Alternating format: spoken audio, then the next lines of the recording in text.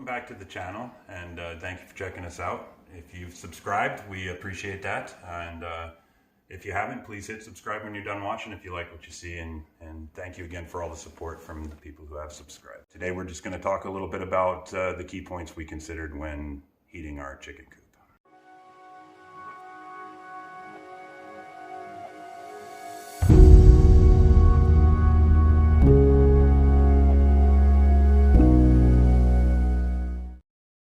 We got our winter order in from Ma Poulet. We're gonna open it up and check it out, see what we got.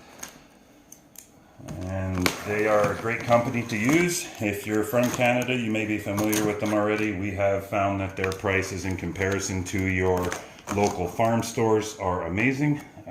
They also carry dog stuff now, so we've managed to get a lot of our chews and natural treats for the dogs from them as well. We have ordered some of these flat screen heaters from them, and they're really great. They send free gifts with almost every order. This time it looks like we got more diatomaceous earth. If you own chickens or want to keep your gardens healthy, this is a great supplement, and yeah, you can never have too much of that stuff around. So these are the flat screen heaters we have found to be the most effective and energy efficient when it comes to keeping your birds warm in the winter. They're very simple. They're almost able to be touched. These ones claim to hit about a surface of 175 degrees Fahrenheit, which, as long as the birds can get up close to it, it seems to be really effective at helping them maintain their body temperature during those cold winter nights. Okay, first thing we considered when deciding whether or not to heat the coop is where we live. Here in northern parts of Canada, temperatures can drop to -40 Celsius with wind chills, -45, -50. Chickens cannot tolerate these temperatures and without some kind of intervention.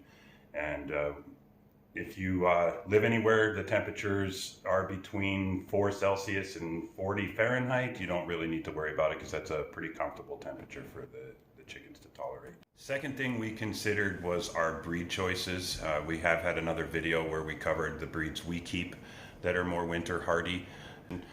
We did have some people comment on the video with other breeds. The Chanticleer, I think, is another actually Canadian heritage chicken, so they're really good to keep if you're worried about whether or not your chickens will be able to survive well enough in the cold temperatures. You can easily Google search your breeds and find any information on them regarding whether or not they're hardier in cold temperatures or not.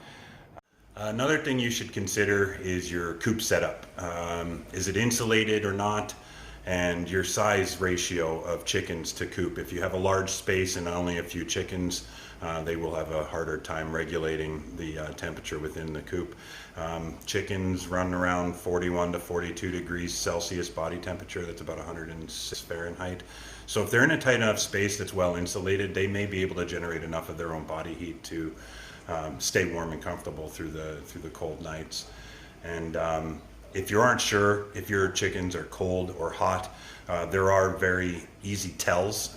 They're much like people in the sense that when they're cold, they ball up and get really tight, and they'll alternate their feet.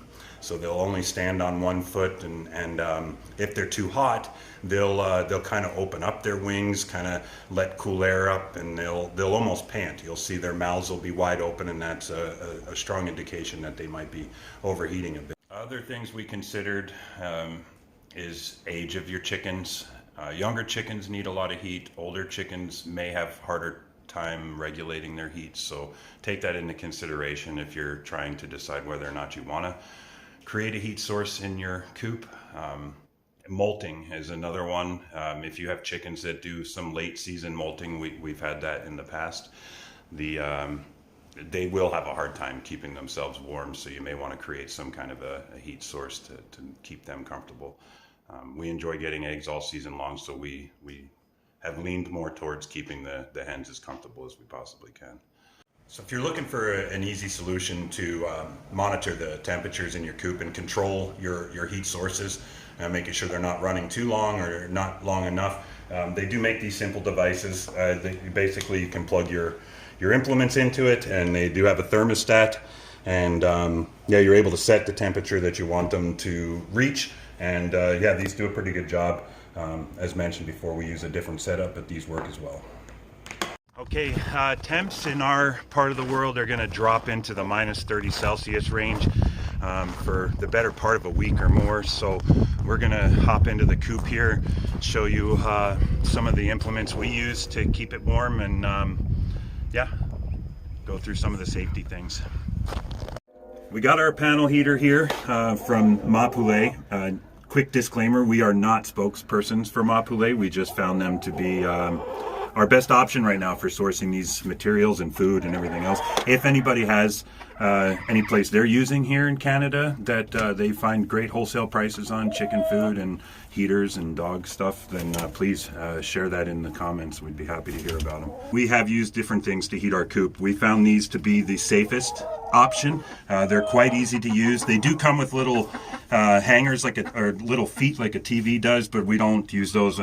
We just like to keep them in place. They have these handy little hangers on the back here, so you can just kind of put a couple of screws in the wall in your coop, and yeah, they just kind of pop right in fairly easy. It might take me a minute to fish it in there, but you'll want to make sure you're putting them right behind your roosts where the chickens like to sit at night. The closer they can get to these things, the more effective it is.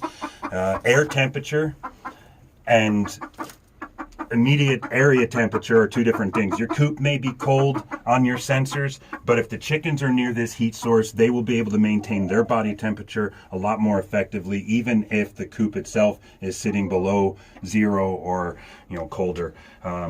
With this heat source at 175 degrees when it's on option 2, they can get close enough to it and not lose their natural energy, their natural heat.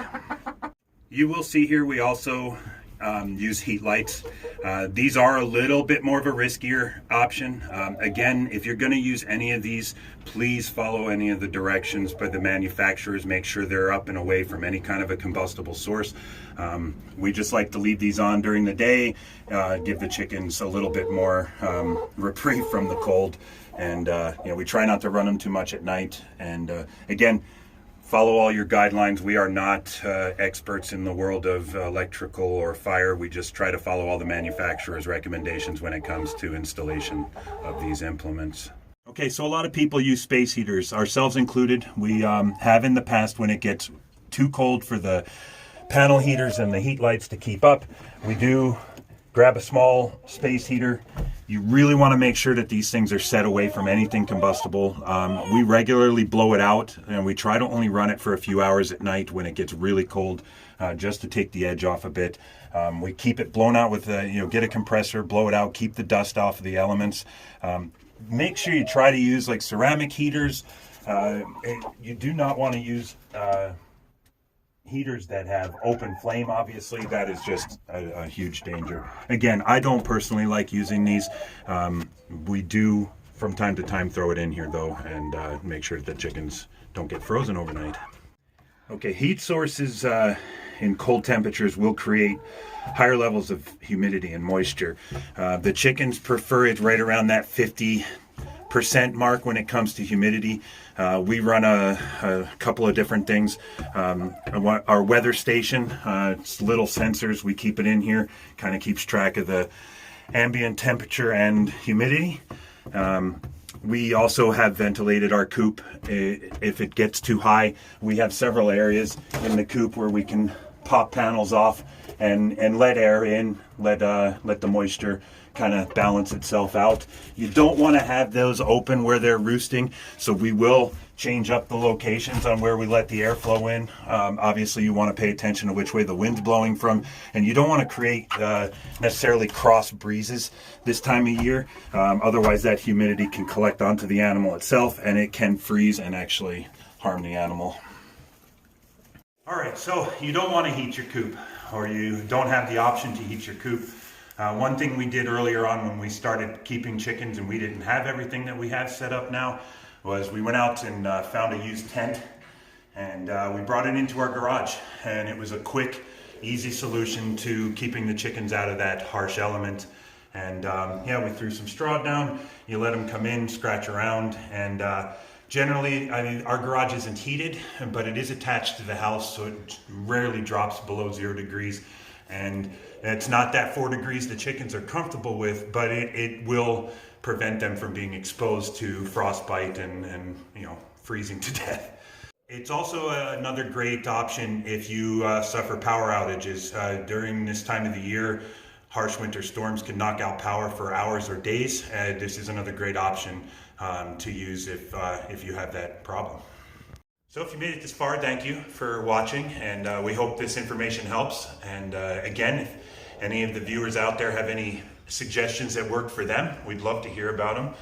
We're about less than 2 months now from starting a new adventure at the new homestead, so stay tuned. We're going to be sharing all of our trials and tribulations as we set up an entirely new homestead from scratch.